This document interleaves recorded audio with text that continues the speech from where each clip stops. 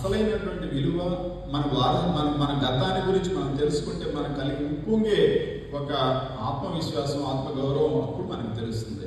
So ఆ లోపం మనకి బాగా మనకి కొరత ఉన్నది. ఆ కొరత తీర్చే పుస్తకం ఇదన్నమాట.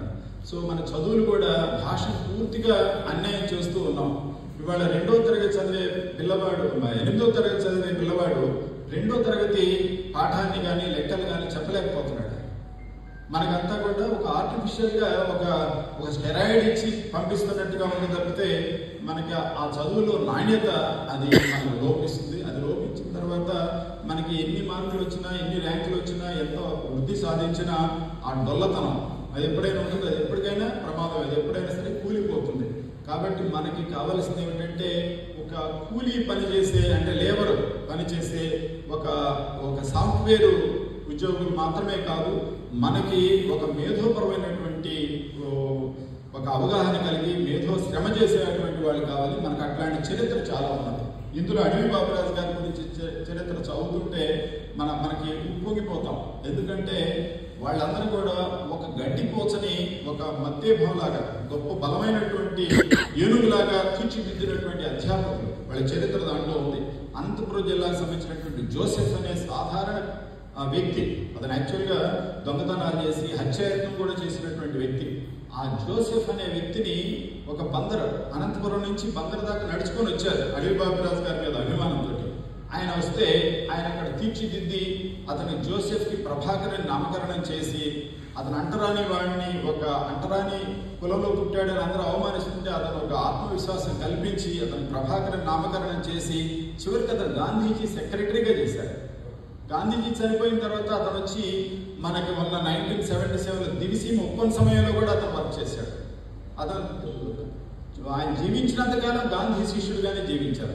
ఆయన చివరికి ఆయన తల్లిదండ్రుల పేరులో మహాత్మా గాంధీని తండ్రిగా, కస్తూర్బాని తల్లిగా చేశారు ఆయన చెప్పినప్పుడు కూడా. అట్లాంటి ఉత్తేజకరమైనటువంటి మనందరికీ తెలియని విషయాలు మనకు ఉన్నాయి. దీంట్లో రాశారు. నిజానికి మన కందుకూరి వీరేశలింగం పంతులు గారు రాజా రామ్మోహన్ రాయ్ గారి కంటే చాలా గొప్పవాడు. కందుకూరి వీరేశలింగం పంతులు గారు ఆయన చేసినటువంటి కృషి సంఘ సంస్కరణలో, రచనారంగం తడిమిన పుస్తకం కాదు, చాలా లోతుగా ఒక అధ్యయనం చేసినటువంటి పుస్తకం.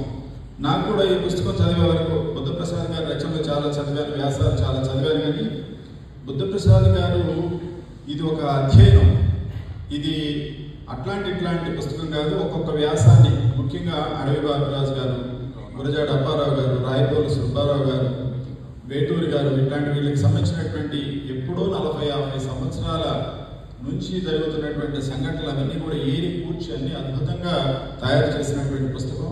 మనకి ఈ 39 మంది మహనీయులు, ఇది చాలా చాలా అద్భుతమైనటువంటి చరిత్ర. మన భారత సంగ్రామ చరిత్రలో, స్వాతంత్ర సంగ్రామ చరిత్రలో చాలామంది నార్త్ ఇండియన్సే ఉంటారు. మనం ఎప్పుడైనా సరే భగత్ సింగ్, ఖుదీరామ్ బోస్, చంద్రశేఖర్ ఆజాద్, కొద్దిమంది ఉన్నారు, అల్లూరి సీతారామరాజు, టంగుటూరి ప్రకాశం పంతులు గారు ఉన్నారు. కానీ అక్కడున్నంత వ్యాప్తి మన స్వాతంత్ర సమరయోధులు కానీ సంఘ సంస్కృతులు కానీ రాలా. దానికి కారణం ఏమిటి అంటే లిఖిత చరిత్ర మనకి లేకపోవడం.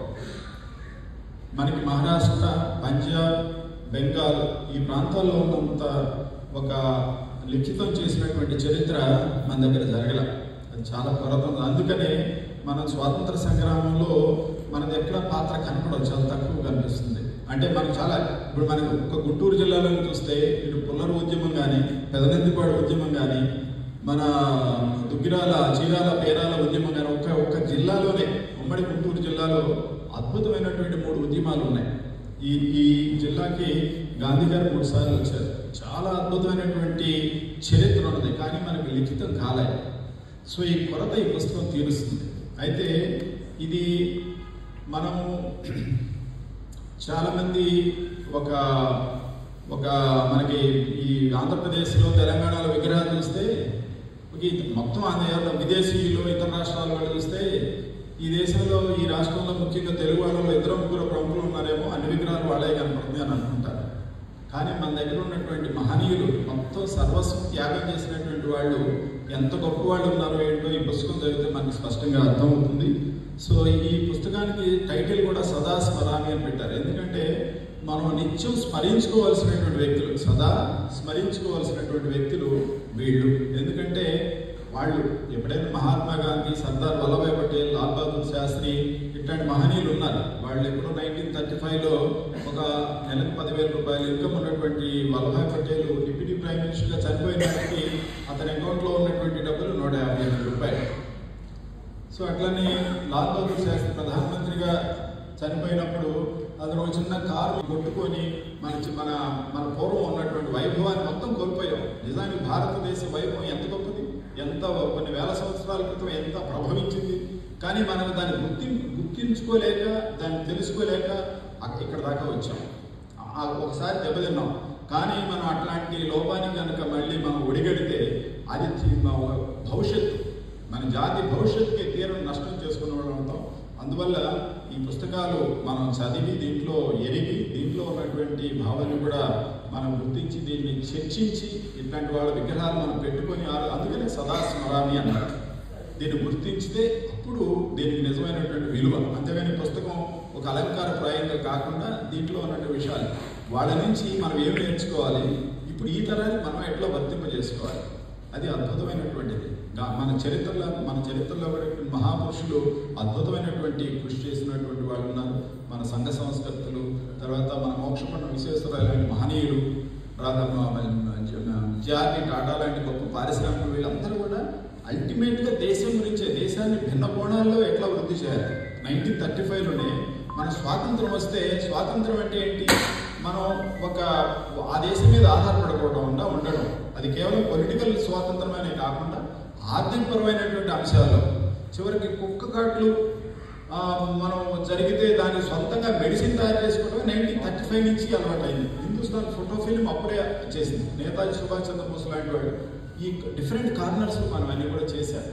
కాబట్టి ఇవాళ మనం ఒక్కొక్కసారి అనిపిస్తుంది, ఈ పుస్తకం చదువుతుంటే మన లాంటి వాళ్ళందరూ కూడా ఒక అసూయ కలుగుతుంది. ఆ కాలంలో పుడితే ఎంత బాగుండేది, ఆ జీవితం అనుభవిస్తే ఎంత బాగుండేది అని అనిపిస్తుంది. కానీ ఈ కాలంలో మనం వాళ్ళు పుడితే ఏం చేస్తారో అవి మనం చేస్తే అది నిజమైనటువంటి ట్రిబ్యూట్ అని నాకు అనిపిస్తుంది. సో కాబట్టి ఇంత గొప్ప వాళ్ళ దీనికి సంబంధించి అవన్నీ చేయాలి. సరే, బుద్ధ